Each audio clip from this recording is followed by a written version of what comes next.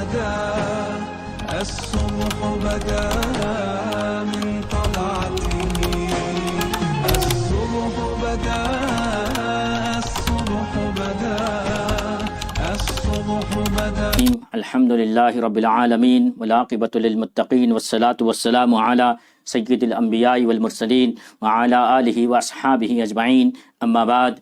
ناظرین و سامعین، السلام علیکم ورحمۃ اللہ تعالی وبرکاتہ۔ فوائد الفواد، ملفوظات و تعلیمات سلطان المشائخ نظام الدین اولیاء محبوب الہی رحمۃ اللہ تعالی علیہ پڑھنے کی سعادت حاصل کر رہے ہیں۔ آج دوسری جلد سے 16ویں مجلس پڑھنے کی سعادت حاصل کریں گے۔ حضرت خواجہ امیر حسن اعلیٰ سجزی رحمۃ اللہ تعالی علیہ دوسری جلد 16ویں مجلس میں فرماتے ہیں، اسی سال ماہ مبارک رمضان، اس کی برکتیں عام ہوں کہ 6 تاریخ جمعرات کو قدم بوسی کی سعادت ہاتھ آئی۔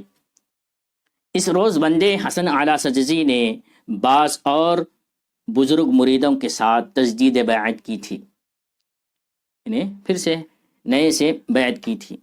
اس سلسلے میں ارشاد ہوا کہ جب رسول اللہ صلی اللہ علیہ وسلم نے مکے کا ارادہ فرمایا تو فتح سے پہلے حضرت عثمان رضی اللہ تعالیٰ عنہ کو مکے والوں کے پاس سفیر بنا کر بھیجا۔ تجدید بیعت کیا ہوتی ہے یہ آپ نے بتایا کہ رسول اللہ صلی اللہ علیہ وسلم نے مکے کا ارادہ فرمایا تو فتح سے پہلے حضرت عثمان کو مکے والوں کے پاس سفیر بنا کر بھیجا۔ اس دوران حضور رسول صلی اللہ تعالی علیہ وسلم تک افواہیں پہنچی کہ حضرت عثمان کو شہید کر دیا، یعنی افواہیں پہنچی رسول اللہ تک کہ عثمان شہید ہو گئے۔ رسول علیہ الصلوۃ والسلام نے جب یہ خبر سنی تو صحابہ کو بلایا اور کہا کہ آؤ بیعت کرو۔ اللہ کے رسول نے صحابہ کو بلا کر کہا کہ بیعت کرو، مکے والوں سے لڑیں گے۔ صحابہ نے بیعت کی۔ اس وقت مصطفیٰ صلی اللہ تعالی علیہ وسلم نے درخت کے تنے سے ٹیک لگا رکھی تھی، اللہ کے رسول نے درخت کے تنے سے ٹیک لگا رکھی تھی۔ اس بیعت کو بیعت رضوان کہتے ہیں، اس بیعت کو بیعت رضوان کہتے ہیں۔ اس بیعت کے دوران ابن اکوع نامی صحابی حاضر ہوئے اور بیعت ہوئے۔ ابن اکوع نامی صحابی بیعت ہوئے اور حاضر ہوئے اور بیعت کی۔ پیغمبر علیہ السلام نے فرمایا، کیا تم نے اس سے پہلے بیعت نہیں کی؟ حضور نے فرمایا کہ تم اس سے پہلے بیعت نہیں کی؟ انہوں نے عرض کی، یا رسول اللہ کی ہے، بیعت کی ہے، اس وقت تجدید کے لیے بیعت کر رہا ہوں، اس لیے تجدید کے لیے، تاکہ تجدید ہو جائے، نہیں ہو جائے، اس لیے میں اس کی بیعت کر رہا ہوں۔ تو پیغمبر علیہ السلام نے ان کو بیعت کے لیے دست مبارک عطا کیا۔ حضور علیہ الصلوۃ والسلام نے ان کو بیعت کے لیے دست مبارک عطا کیا۔ اس کے بعد خواجہ ذکرہ اللہ بالخیر نے فرمایا، یہ تجدید کا سلسلہ وہیں سے ہے۔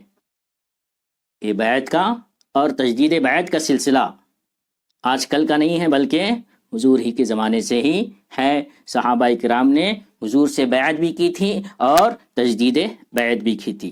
اس کے بعد فرمایا کہ اگر کوئی مرید تجدید بیعت کرنا چاہتا ہو، تجدید بیعت کرنا چاہتا ہو اور شیخ موجود نہ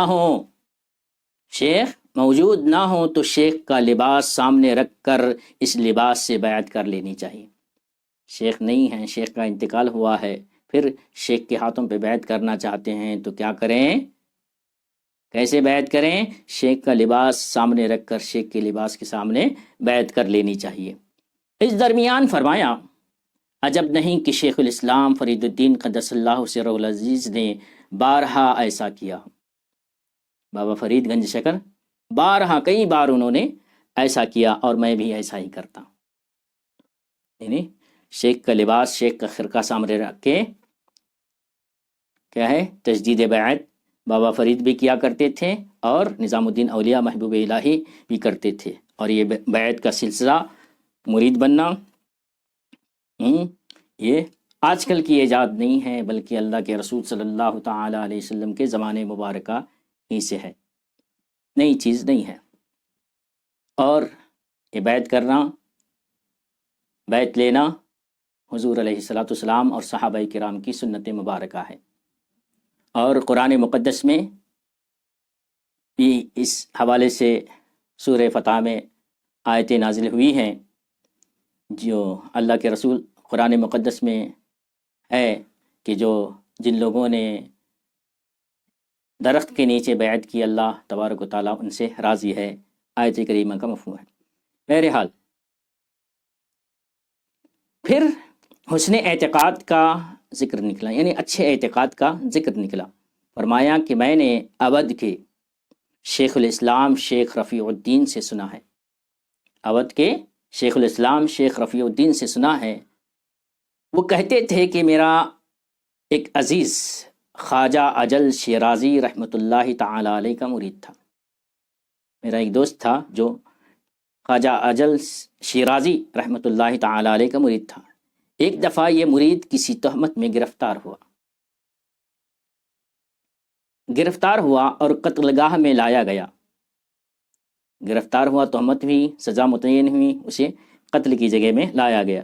جلاد نے جو اس کی گردن اڑانے والا تھا اسے اس طرح کھڑا کیا کہ چہرہ قبلے کی طرف ہو، یعنی جلاد اسے ایسا کھڑا کیا کہ اس کا منہ قبلے کی طرف ہو۔ مرید چاہتا تھا کہ اپنے قبلے کی طرف منہ کرے، مرید چاہتا تھا اپنے قبلے کی طرف منہ کرے، کیونکہ پہلی صورت میں شاید اس کی پیٹھ اپنے پیر کی قبر کی طرف ہو جاتی تھی، اپنے پیر کی قبر کی طرف ہو جاتی تھی، چنانچہ اس نے فوراً اپنے پیر کی قبر کی طرف منہ کر لیا۔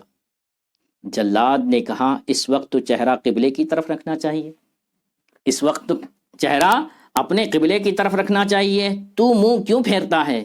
مرید بولا کہ میں نے منہ اپنے قبلے کی طرف کر لیا ہے، تو اپنا کام کر۔ میں نے اپنا منہ اپنے قبلے کی طرف کر لیا ہے، تو اپنا کام کر۔ یہ حسن اعتقاد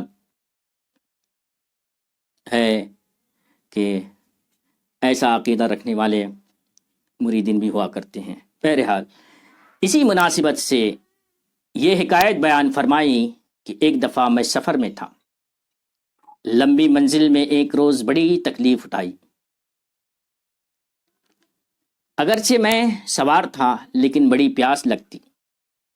ایک تالاب کے کنارے پہنچا، گھوڑے سے نیچے اترا اور چاہتا تھا کہ تھوڑا سا پانی لے کر پیوں کہ اندر سے ابکائی سی آئی اور پت اور سفرے کا غلبہ ہوا، یعنی اکاری آنے لگی، الٹی آنے کی طرح ہوا۔ جس وقت میں بے ہوش ہوا میری زبان پر یہی آیا، شیخ شیخ شیخ۔ تھوڑی دیر بعد مجھے پھر ہوش آیا، الغرض اس کے بعد مجھے اپنے کام کے نیک انجام کا یقین ہو گیا، یعنی میرے کام کے نیک انجام کا یقین ہو گیا کہ انشاءاللہ تعالی آخری وقت میں بھی یہی امید ہے کہ ان کی یاد کے ساتھ جاؤں، آخری وقت میں بھی یہی امید ہے کہ ان کی یاد کے ساتھ جاؤں۔ یہ حسن اعتقاد کہ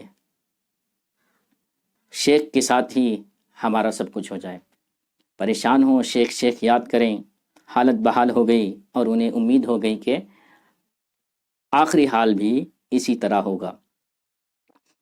ہمیں اپنے پیروں سے، مشائخ سے، خواجگان سے حسن اعتقاد کی توفیق اللہ تبارک و تعالیٰ عطا کرے، اور جو کچھ کہنے سننے میں غلطی خامی ہوئی ہم دعا کرتے ہیں اللہ اپنے حبیب علیہ الصلاۃ والسلام کے صدقے معاف فرمائے۔ ہماری یہ دوسری جلد سے 16ویں مجلس ختم ہوتی ہے۔ وآخر دعوانا ان الحمد للہ رب العالمین۔ السلام علیکم ورحمۃ اللہ تعالی وبرکاتہ۔